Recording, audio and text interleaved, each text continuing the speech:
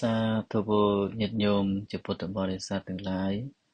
នៅក្នុងដំណើរជីវិតនៃការរស់នៅរបស់យើងសប្តាហ៍ថ្ងៃនេះគឺយើងក៏បីប្រតិបត្តិនៅធម៌ដ៏ល្អដែលអាចដឹកនាំដោយយើងដែលជាអ្នកបដិបត្តិដល់នៅសេចក្តីសុខសេចក្តីចម្រើនឬក៏ដែលរស់នៅក្នុងសង្គមហ្នឹងគឺប្រកបដោយភាពថ្លៃថ្នូរនិងការគោរពកោតក្រែងស្ញប់ស្ញែងអំពីសំណាក់ជនញាតិជនទាំងឡាយហើយដែលធម៌នោះគឺបានប្រកាសសម្ដែងឡើងដោយព្រះដ៏មានព្រះភិក្ខដែលលោកឲ្យឈ្មោះថាកល្យាណធម៌ហើយនៅក្នុងកល្យាណធម៌ហ្នឹងគឺមានន័យសេចក្តីថាធម៌ដ៏ល្អប្រសើរនឹងឯងដែលយើងជាពុទ្ធមានិកជនទាំងឡាយក៏បីប្រតិបត្តិនិងគោរពតាមហើយនៅក្នុងកល្យាណធម៌នេះគឺព្រះអង្គបានប្រកាសសម្ដែងថាមានចំណុច5យ៉ាងឬក៏5ប្រការគឺទី1យើងសំដៅទៅលើធម៌មេត្តាគឺយើងត្រូវតែមាននៅមេត្តាធម៌ដែលនៅក្នុងចិត្តគំនិតរបស់យើងហ្នឹងគឺយើងចង់ប្រាថ្នាឲ្យមនុស្សគ្រប់គ្នាឬក៏មនុស្សនៅជុំវិញខ្លួនយើងហ្នឹងគឺបាននៅសេចក្តីសុខនិងមាននៅករណាហ្នឹងចង់ឲ្យគេប្រសិទ្ធៈអំពីសេចក្តីទុក្ខដែលយើងមើលឃើញអំពីជីវិតជនដតីដែលរស់នៅជុំវិញខ្លួនយើងហ្នឹងនឹងស្មើគ្នា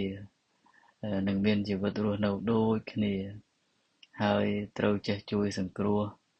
នឹងឲ្យបានរួចអំពីសេចក្តីទុក្ខវេទនា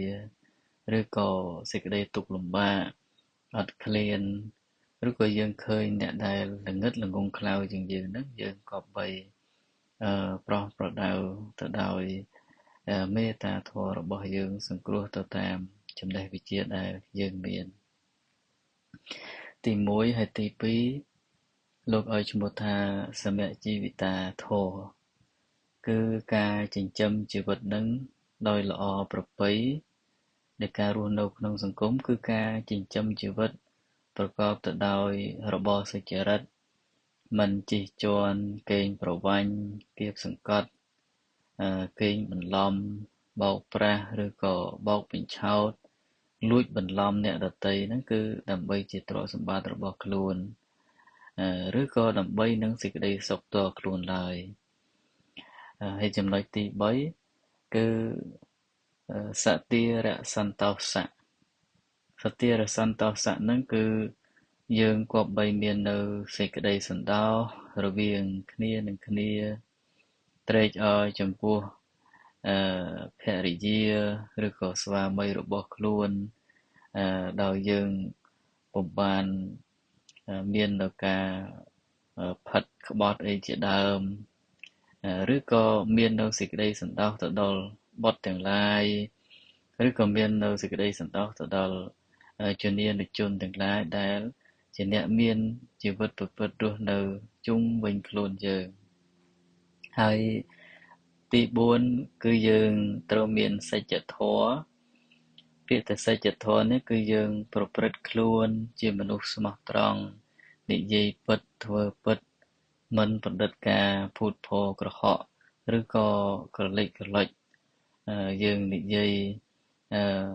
បោកបញ្ឆោតបោកប្រាស់អ្នកដទៃហ្នឹងគឺយើងពុំគួរគប្បីធ្វើឡើយប្រសិនបើយើងចង់ក្លាយជាមនុស្សដែលរស់នៅប្រកបដោយធម៌បរិសុទ្ធដោយសេចក្តីល្អនោះគឺគប្បីប្រតិបត្តិនៅសច្ចធម៌គឺសេចក្តីពិតទៀងត្រង់នឹងឯងហើយទី5គឺសតិនេះគឺមានន័យសេចក្តីថាប្រសិនបើញាតិញោមជាពុទ្ធបរិស័ទរស់នៅប្រកបទៅដោយកល្យាណធម៌ហ្នឹងគឺយើងតែងតែមាននៅស្មារតីហ្នឹងបរិបូរណ៍ដែលជាអ្នកភ្ញាក់រលឹកគ្រប់កិច្ចការងារទាំងអស់កិច្ចការងារទាំងឡាយទាំងពួងដែលយើងធ្វើហ្នឹង គឺមិនរាយមាយមិនខ្ជះខ្ជាយហើយក៏មាននៅមនសិការឬក៏ឧត្តមគតិនឹងខ្ជាប់ខ្ជួនជាពិសេសគឺការសេចក្តីរលឹកនៅទង្វើល្អដតីដែលយើងធ្វើទៅកាន់ជំនានិជនផងគ្នាដោយពុំបានប្រព្រឹត្តនៅស្មារតីណាមួយភ្លាំងភ្លាត់ដែលជាប៉ះពាល់ទៅដល់ផលប្រយោជន៍របស់អ្នកដទៃដែលរស់នៅជុំវិញខ្លួនយើងដូច្នេះហើយប្រសិនបើញាតិញោមជាពុទ្ធបរិស័ទទាំងអស់បានប្រតិបត្តិនៅកល្យាណធម៌នេះហើយគឺរមែងនាំញាតិញោមជាពុទ្ធបរិស័ទហ្នឹង